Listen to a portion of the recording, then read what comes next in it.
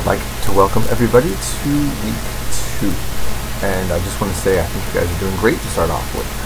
The work that I'm getting is mainly spot on, so good job. And just always feel free to call me or contact me, again, if you have questions or problems. And I remind you that with as many students as I have, you need to be persistent. If I have not got back a hold of you within 24 hours, you need to hit me up again. I do prefer you'd write to me through Canvas or to text and call me as opposed to sending me an email. You're more likely to get left behind in that end. Because Canvas always lets me know if somebody's been skipped. It gives me a little icon flash to say, hey, you need to read this email. So I like that.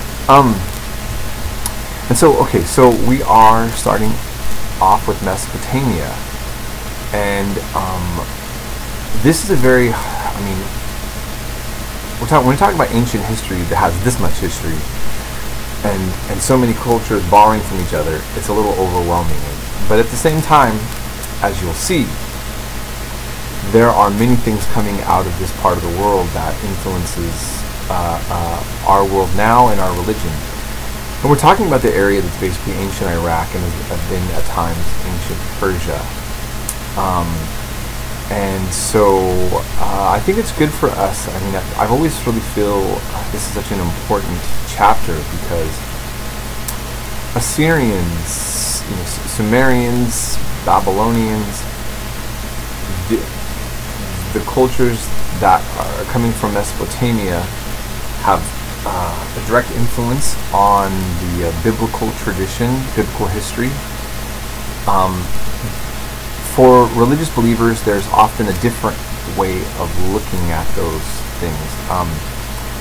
And so, for example, you'll see the Epic of Gilgamesh tell the story of the flood, and you'll see the Bible tell the flood.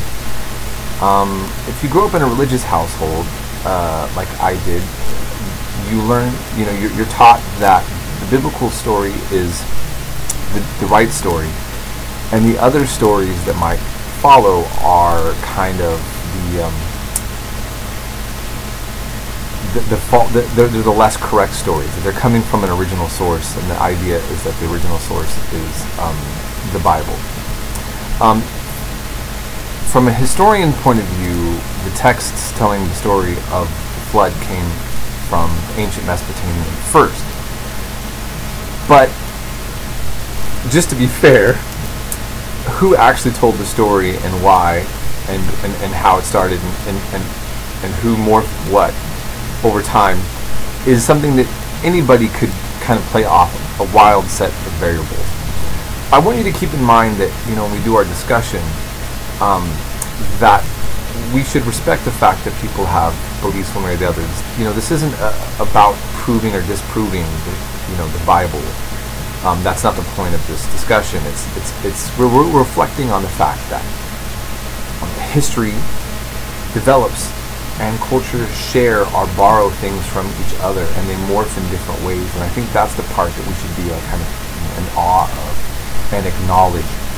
And I don't think that necessarily means that you have to compromise a particular theological worldview. That's just my thought on that. So keep that in mind as we go into these discussions. I'll keep reminding folks of that as we move along in this. Some classes have an easier time with understanding what we're doing than others. If anything makes you feel uncomfortable or you want to actually expand or discuss some of these points, please give me a call, talk to me, and I'd be glad to go over anything like that. Ultimately, I think you'll find this very enjoyable and interesting. So, having said that, have a great week, and remember that I'm always available if you need me.